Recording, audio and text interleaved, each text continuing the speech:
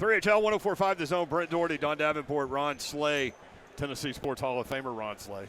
I'll take that. Trying to run it over my guy one time, man. Chris Johnson, CJ2K, sitting down at the table. A little too fast.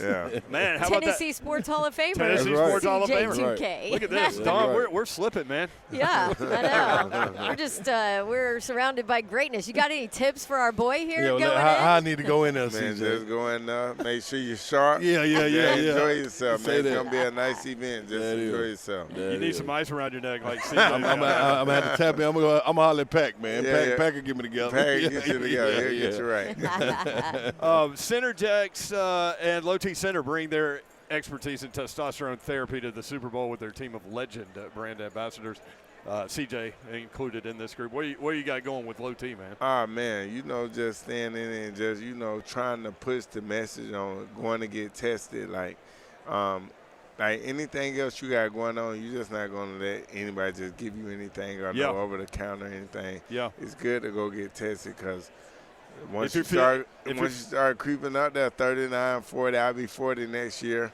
And then, the energy. Damn, son. The energy is low. Your energy is low. You don't have that same energy in the morning, that same kick. And it's best just to go get tested to see what type of dosage you need. Yep. You go Low T Center, you'll be running 4.3 before you know it. I need man. When's the last time you ran a 40? At the combine. Once it's set, you don't need to go back. It's already established. That's so funny. That's Man, qualified right that's there. awesome. We were just talking about that 2,000-yard season. So many questions, such a big picture thing. Like, how do you feel about that? And it's great. You think about it still? Yeah, it's only 9 in the history that have done it, and I don't think people understand. As long as the NFL been around, and it's only 9 guys to run for 2,000 yards in the whole history of the NFL, it's crazy. What did you think about Saquon's season this year, man? I loved it, man. I loved it. I wanted him to go get that record. Yeah. But I understand both sides of it, man. The Super Bowl is more important, but I feel like once he retired, he might regret it. Yeah. Record that close. That close. And he know he was going to go get it. He know he was going to get it. Probably in the first half. It's funny. It was kind of a sports talk, healthy debate going into that game. What would you do? Right. It was kind of 50-50. Everybody kind of had their own answer, but you can't fault a guy for chasing history, but you can't fault him for sitting out. I wonder what all really went into it. Yeah. I don't think it was just ultimately his decision. You don't think that? No, I don't think so. Mm-hmm. I really wonder what all went into that, like coaches, GMs, and him and all that. So, I don't know. What do you think about the running back position? We've talked over the years about the devalue of the position, but then now you see what Saquon's doing, and of course we know Derrick Henry, and then you're like, okay, well, maybe it's coming back a little bit. What do you think about it? Right. I honestly don't think it ever left. Yeah. I just think they wasn't. They didn't want to pay them guys or whatever what they deserve. Yeah. You think about the two guys you just named. Their previous team gave up on them, and then think that they was out of their prime. Didn't think they was good anymore or worth it, and then they go somewhere else and have those type of years. Like Derrick go for 1,900, Saquon go for 2,000, and 2 teams just gave up on them guys. That's crazy.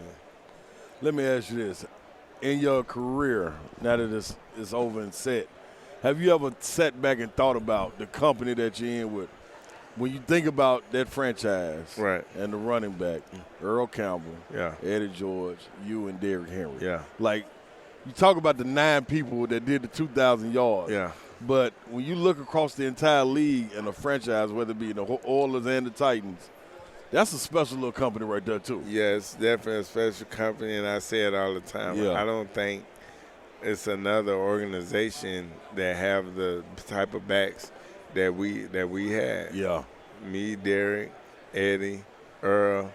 You put those names out there, I feel like we Mount Rushmore of the running backs. Being real. Just being real. Yeah. 2,000-yard rushers. Come on, man. Yeah. Crazy. And then y'all, not only was it that, and y'all so impactful, but the longevity that all y'all had. Right, Yeah. right. All those guys at least 10 years plus. Yeah, it's crazy. You know what's funny, too? The Eddie George, Chris Johnson debate still goes. It was in our chat last week. People were bringing it up. You know, it's just it's crazy. Right. All right. So, what do you think about what the Titans are doing right now? Where they are right now? I mean, number 1 overall pick. Here it is. But a new GM, and I know that you have. When Miss Amy took over, she made sure that, you know, all of the ex-players were welcomed back with open arms and all of that. But where do you feel the franchise is right now in the position that they're in? I think, well, obviously, sorry, baby. Look at that. Another great running back. Marshall Faulk running over. Obviously, us picking number 1, we're not where we want to be, or where we need to be. Yeah. Obviously, we're the worst team in the NFL right now. We're picking 1. But we're going to see who we pick. I think we should go Travis or whatever. I think so. But as an organization as a whole, you know, Miss Amy, she's been doing a great job. And just me knowing her, knowing where her ultimate goal is, what she wants. She wants to win. You know, and I feel like she want to win now, and she going to do whatever it takes. I feel like we can have more former players involved in the organization, jobs, whether it's coaches, whether it's upstairs and things like that. I feel like that will help Tennessee tremendously. It's a lot of other teams do it. Pittsburgh does it. Houston does it, things like that. So, you know, I've been doing the right things on my end to try to get in some type of way. But I think that'll help us as an organization and try to get back to where we need to get to. Yeah. Interesting. Yeah, you're taking the scouting road. Yeah. Now I've talked about it in the middle of the season. I ran into you at a game when you were scouting. So do you enjoy that? And is it? Are you like going back to the film work and all of that? Yeah, film, all of those things, film, and not just scouting, like being able to be there with those guys and mentor those guys and tell them like what type of things to expect and all those type of things, because these kids are 20, 21 years old about to go into the league. They don't know what about to hit them. You know what I'm saying? So did you have somebody that did that for you, or were you on your own? I was on my own. Yeah. But once you get drafted and come in, like, and have those guys like a Keith Boyle and Vince Young and those guys, like the older guys, like help you out. But it's definitely something that helps if you have somebody way before you even get drafted and get there. You know what I'm saying? Yeah. Talk about that real quick, man. Talking about the transition. How difficult of a transition, regardless of, I always talk about how much money you made, your status, whatever it is, the transition from sports back to reality, how easy it was or how difficult it was for you? It's hard because nothing dealing with money. No, it's at all. Just like you used to being on the schedule your whole life. Now when you retire, it's like you wake up like, what I'm going to do today? Or this and that. And now I think the NFL have so many programs now to help these kids out to get in something like scout school or broadcast boot camp or the coaching clinics and stuff like that to help these guys. So, and I think a lot of people talk about mental health. If you had something like when you're transitioning out, something to go right into, that will help with the mental health. I see. I'm glad you said that because I tell my story on the air all the time, man. Like, it's been plenty of times it be laughing, you laughing to keep from crying in the situation. You're just like, dang, dog, like you doing now. You got your feet on the ground, you know what I mean, going through the scouting, knocking on the doors to get back in it, and somebody got to open the door. Somebody got to open the door. Somebody got to do something, man. Absolutely. Well, I know the Titans will open the door if you can find a right side of an offensive line for them. Right. Or a quarterback. Something. Chris Johnson with us, CJ2K. How you mentioned Miss Amy? Like, how did that friendship happen?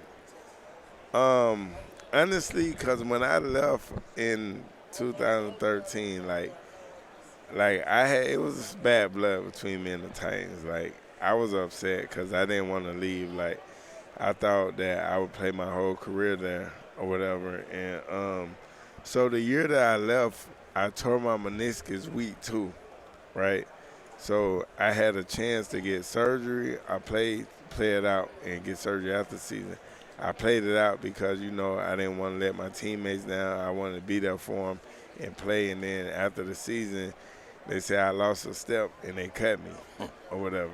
And they knew I tore my meniscus week 2 or whatever like that. So after that, like, I wasn't like, I didn't like Tennessee. I didn't watch no games or nothing like that. I didn't care for them or whatever. And then Miss Amy reached out one year, bringing the alumni back and stuff like that. So I eventually came back. We sat down, had a talk, and then, like, ever since then, like, I come to the game, sit in her suite, watch the games and stuff like that, and that's how that was mended. And I say all the time, like, no knock on Bud, but Bud, like, he was sick at the time when I was there or whatever. Yeah. Like, I wish Miss Amy was there when I was there or whatever, and I feel like I probably would never left the Titans if she was there when I was there. Makes sense. Interesting. Yeah, we were in Kansas City when Titans were playing the Chiefs. Yeah. One year, and we were all in the hotel lobby, and we were talking to Amy, and you and Lindell were down there, and yeah, it's like obvious when you see all of you guys together, the friendship that's there. Yeah. And the respect and the trust. For sure. So you think the Titans can get out of this thing quickly? I ain't gonna say quickly. I don't say holes quickly. right now. Only way you get out quickly, you get a lot of guys in free agency. I don't think you get out of it quickly going through the draft. Yeah. So. Or you hit on a quarterback like the Texans did with C.J. Stroud. They go from 3 wins to the division title. Yeah. Commanders.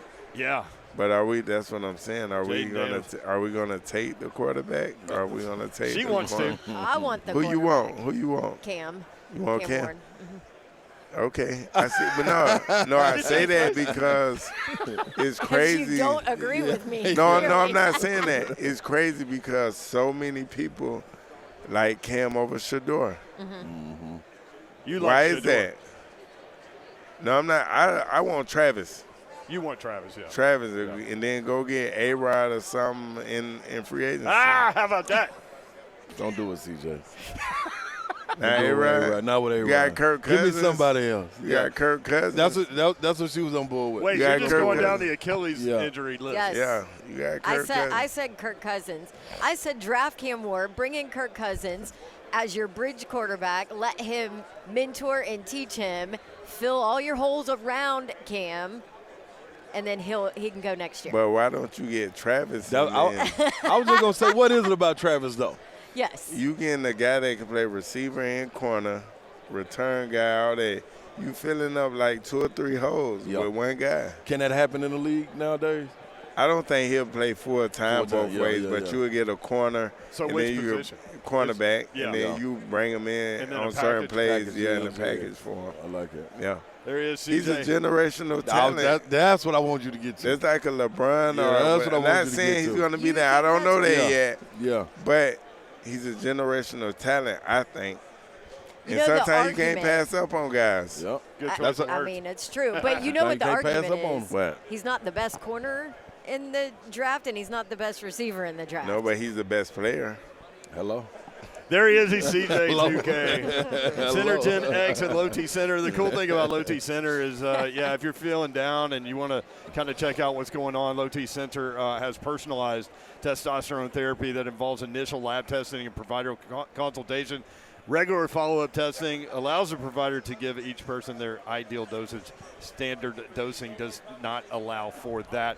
LowTCenter.com, CenterGenX.com. Check them out. Thank you, CJ. Good to see you, brother. Thanks for having me. All right, there he is. 3HL 1045 The Zone.